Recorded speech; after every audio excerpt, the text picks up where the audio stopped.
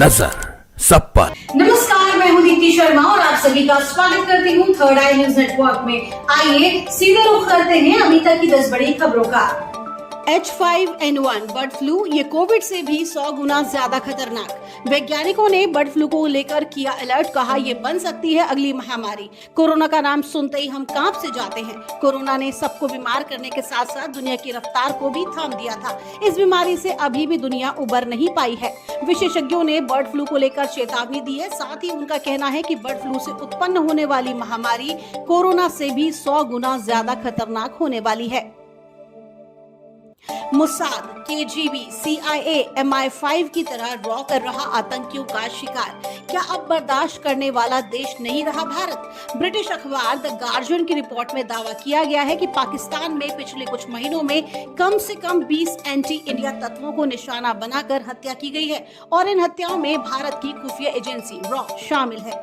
हालांकि इस रिपोर्ट पर प्रतिक्रिया देते हुए भारतीय विदेश मंत्रालय ने कहा है कि ये खबर झूठा और दुर्भावनापूर्ण भारत विरोधी प्रोपेगेंडा है कि भारत ने आतंकवादियों को खत्म करने के लिए पाकिस्तान में टारगेट किलिंग्स की हैं। विदेश मंत्रालय ने आगे भारतीय विदेश मंत्री एस जयशंकर के बयान को दोहराया कि किसी अन्य देश में टारगेट किलिंग्स भारत सरकार की नीति नहीं है।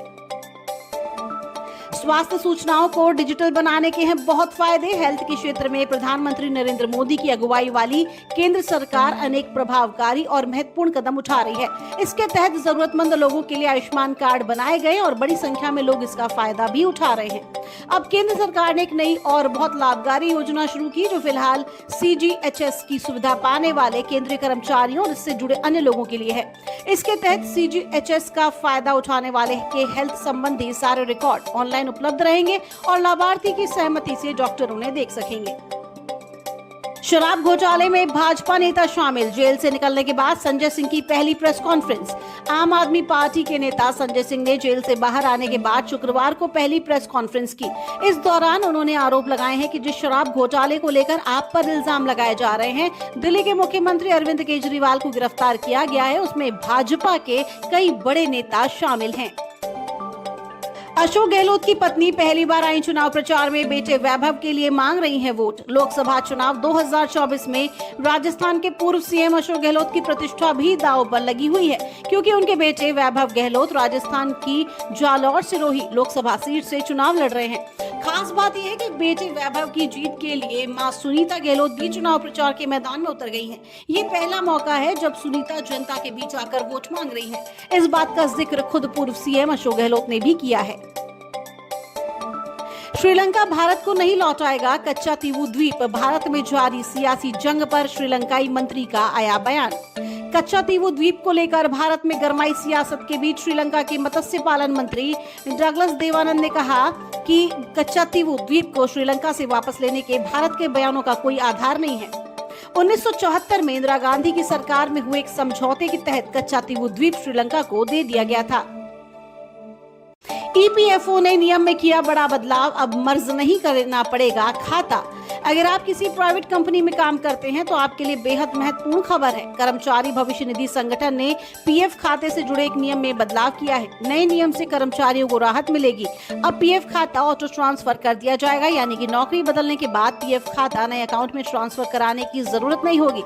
इससे आपकी परेशानी कम हो जाएगी, जबकि पहले से मर्ज करना पड़ता था। उत्तर में चढ़ेगा पारा, दक्षिण में लू। पूर्वोत्तर में भारी बारिश का अलर्ट। भारत के पूर्वोत्तर और दक्षिण के राज्यों में मौसम में तेजी से करवट ले रहा है।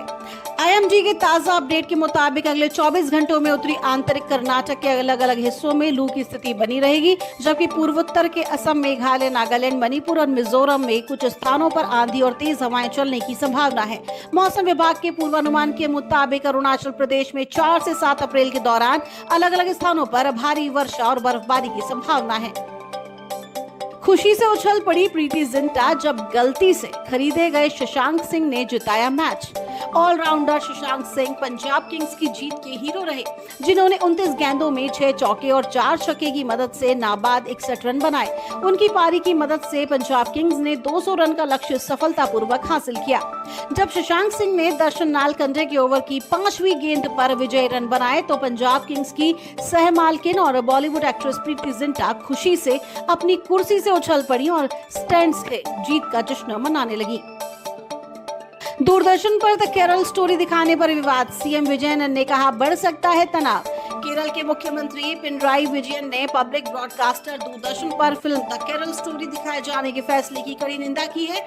सीएम विजयन ने दूरदर्शन से फिल्म की स्क्रीनिंग को रोकने के लिए कहा है। उन्होंने कहा कि लोकसभा चुनाव के बीच इस तरह के प्रसारण से सांप्रदायिक तनाव बढ़ सकता है।